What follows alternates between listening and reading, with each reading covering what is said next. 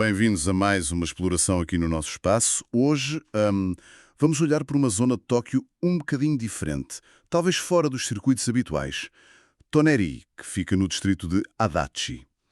Temos connosco alguns, registros históricos interessantes e também umas análises sobre a imagem da zona, como é que ela evoluiu. E a ideia hoje é mesmo ir mais fundo, descobrir as histórias e os segredos que definem este sítio. É o ponto mais a norte dos 23 distritos centrais de Tóquio, curiosamente. Vamos lá ver isto? Exatamente. Vamos mergulhar um pouco na história, nas características geográficas também e culturais de Tonei, e acho que vai ser interessante ver como é que isso contrasta com a imagem geral, às vezes, nem sempre positiva, que se associa a Adachi. O que me fascina aqui é como a história de um bairro, uma coisa mais local, pode mesmo surpreender e desafiar as ideias feitas. Certo. Então, para começar, quando é que fica Toneri, assim mais precisamente? E o que é que tem de especial na geografia? Ora bem, Toneri fica na parte noroeste de Adachi. Faz mesmo fronteira com a prefeitura de Saitama, ali ao lado. Ok. E sim, tem uma coisa geográfica bem curiosa. A maior parte de Adachi é muito plana, sabes? Baixa altitude. Mas Toneri não. Toneri assenta num dique natural antigo. Um dique? Sim, um dique natural, que se pensa ter sido formado pelo antigo leito do rio Kanaga. Ah, interessante. E isso quer dizer que é mais alto? Exatamente. A zona fica mais elevada, entre 4 a 5 metros acima do nível do mar, por aí. Ok. Pode não parecer muito, mas comparado com a média de 1 a 2 metros do resto de Adachi, nota-se a diferença. Pois, nota-se. Até dá uma sensação diferente quando se anda por lá.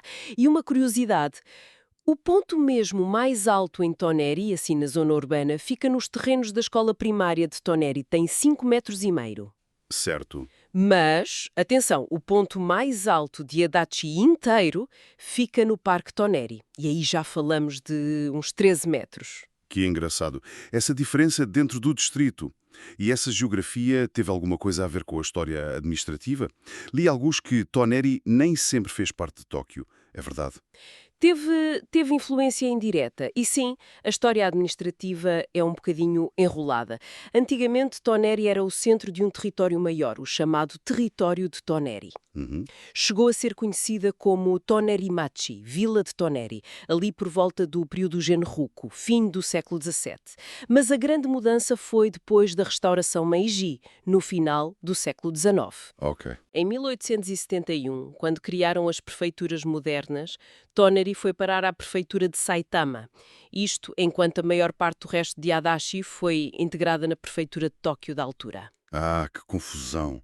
Isso deve ter criado problemas para os habitantes locais, não? Exatamente. As fontes falam disso. Surgiram complicações principalmente por causa dos direitos da água para a agricultura. Claro. As fronteiras agora dividiam a gestão. E pronto, foram os próprios residentes de Toneri que começaram um movimento. Queriam ser transferidos para Tóquio para facilitar a vida e a gestão destas coisas. E conseguiram? Conseguiram. Em 1875, Toneri foi oficialmente transferida para a jurisdição de Tóquio. Uma pequena luta local que deu frutos. Mas olha, as fontes falam de algo ainda mais antigo e se calhar mais surpreendente. Uma ligação ao castelo de Edo, aqueles dos Tokugawa. Toneri teve um castelo. Teve, sim. E essa é talvez uma das histórias mais fascinantes de Toneri. Foi durante o período Sengoku, a era das guerras civis, não é? Antes dos Tokugawa unificarem o Japão. Sim, sim. Nessa altura, quem mandava aqui na região de Kanto era o clã Hojo do Odawara. E a defesa de Edo não era só o castelo principal que hoje conhecemos como parte do Palácio Imperial. Não. Não. Não, era um sistema mais complexo. Havia 3 fortalezas principais. Shioda, claro, mas também o castelo de Toneri e um castelo em Nishikazai. E o castelo de Toneri ficava precisamente onde hoje é o Parque Toneri. Uau. Mesmo ali. Incrível pensar nisso. Que aquela zona era tão estratégica para os Ojo. E quem era o senhor desse castelo? Havia alguém específico? Havia. Chamava-se Toneri Genta Saemon Tsunetada. Ele era um vassalo importante dos Ojo. Estava sob o comando geral de outro Ojo, o Toyama Tsunakage. Ok. Mas a história deles, bem, não acaba bem. Tanto o Tsunakage como o nosso Tsunetada, de Toneri, morreram em combate. Foi na segunda batalha de Konodai. Ah, Um confronto grande contra o clã Satomi, que eram rivais. É. E há mais qualquer coisa nessa história, não há uma ligação assim inesperada a uma lenda? Ah, sim. É uma possibilidade muito intrigante que as fontes levantam. Sugerem que esta história toda, a lealdade, a batalha, a morte destes vassalos Hojo, incluindo o Tsunetada, pode ter servido de inspiração Inspiração para quê? para a famosa obra Nansou Satomi Hakenden, aquela lenda épica dos 8 cães guerreiros Satomi, escrita pelo Kyokutei Bakin, muito popular no período Edo. Espera aí, estás a dizer que uma batalha que envolveu o senhor do castelo de Toneri pode ter dado origem a uma das maiores lendas da literatura japonesa antiga? Popular na literatura do país inteiro, dá uma camada cultural inesperada a Tonari. Muda completamente a perspectiva. Falando em Toneri, o nome em si, as fontes dão a entender que a origem é um bocado um mistério.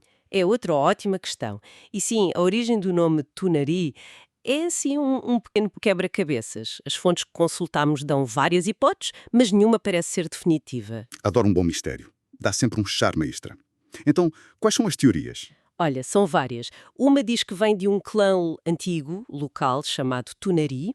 Outra liga ao príncipe Tunari, uma figura histórica importante lá do século VIII, que ajudou a compilar o Nihon Shoki. Uhum. Há quem diga que pode ser uma descrição do terreno, da topografia, e depois há teorias mais, especulativas. Origem na língua Ainu, Ainu, mesmo. pois. Ou ligação a um clã antigo de Iosmo, ou até ao famoso príncipe Shotoku. Mas, lá está, são várias ideias. Tantas hipóteses. E alguma que pareça mais provável, baseada, sei lá, na geografia ou em registros mais antigos? Infelizmente as fontes não ajudam muito aí. Limitam-se a listar as possibilidades, mas não aprofundam qual delas tem mais força. Por isso, a origem exata do nome continua em aberto. Um mistério local. Bem, só torna a coisa mais interessante. Ok, para além destas histórias, o castelo, a ligação à lenda, o nome misterioso, o que é que há mais para descobrir em Toneri hoje? Assim, umas joias escondidas, algo que interessa a quem vai explorar a zona. Claro. Bem, o Parque Toneri é incontornável. Como já dissemos, não só tem as ruínas do castelo e o ponto mais alto de Adachi, como é um parque grande, agradável para passear, para relaxar. Certo. E fora desse parque principal? Há outro parque interessante, o Parque Minumadai Shinsui. É um parque construído ao longo de um curso d'água, sabes? Shinsui quer dizer isso, perto da água. São sítios normalmente muito agradáveis para caminhar. Uhum.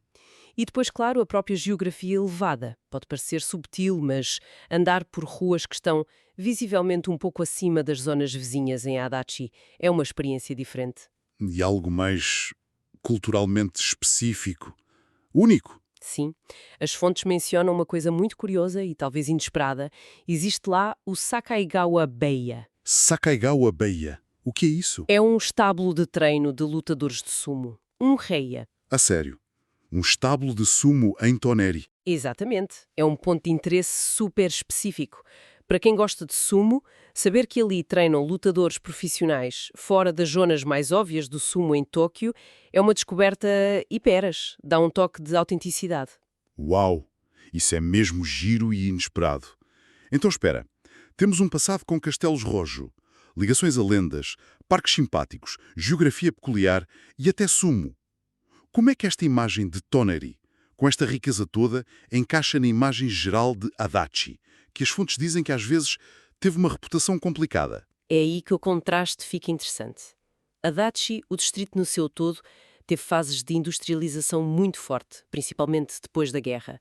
E com as mudanças económicas, algumas zonas tiveram mais dificuldades. Sim. E o distrito lutou durante algum tempo contra certas imagens negativas, muitas vezes baseadas em estatísticas gerais de criminalidade ou em notícias que generalizavam um bocado, sem olhar para as diferenças entre os bairros. E Toneri parece escapar um pouco a isso, a essa narrativa. Parece que sim. Com esta história mais antiga, ligada aos samurais, com a sua geografia diferente e talvez um desenvolvimento um pouco à parte, Toneri manteve uma identidade própria. É quase como um enclave histórico dentro do distrito. Uhum. E há um fator moderno muito importante também, a linha Nippori Toneri Liner. Foi inaugurada em 2008. Ah, o comboio automático. Exatamente. Isso veio quebrar o relativo isolamento de Toneri em termos de transportes. Acabou com aquela ideia antiga de que certas partes da Adachi eram desertos ferroviários. Claro, fez uma diferença enorme, imagino. Fez. As fontes sugerem que foi visto não só como uma coisa prática, mas como um símbolo de investimento, de mudança na imagem da área. Tornou Toneri muito mais acessível e provavelmente mais atraente. Portanto, resumindo isto tudo, descobrimos que Toneri, lá em Adachi, tem uma história mesmo rica. Foi sítio de um castelo de Zojo, teve um senhor que morreu numa batalha importante e essa história até pode ter inspirado uma lenda famosa. Exatamente. E ainda ficámos com o mistério da origem do nome, com várias teorias, mas sem certezas. E identificámos sítios como o Parque Toneri, o Parque Minu Madai Shinzui, a geografia elevada e a surpresa do estábulo de sumo, o Sakaigawa Beiya. Tudo isto pinta um quadro do Toneri bem diferente, não é? O lugar com uma identidade forte, muito própria, mesmo estando dentro de um distrito maior como Adachi, que por vezes é visto de forma mais monolítica. Precisamente. Mostra bem a importância de não generalizar. Cada bairro, cada cantinho de uma cidade como Tóquio tem as suas histórias, as suas características. Toneri é um ótimo exemplo. Fica então aqui uma ideia para quem nos ouve pensar. Saber destas histórias, conhecer estes sítios mais escondidos de Toneri, como é que isso muda a nossa percepção, não só de Adachi, mas se calhar da própria cidade de Tóquio? Sem dúvida. O convite é mesmo esse, não é?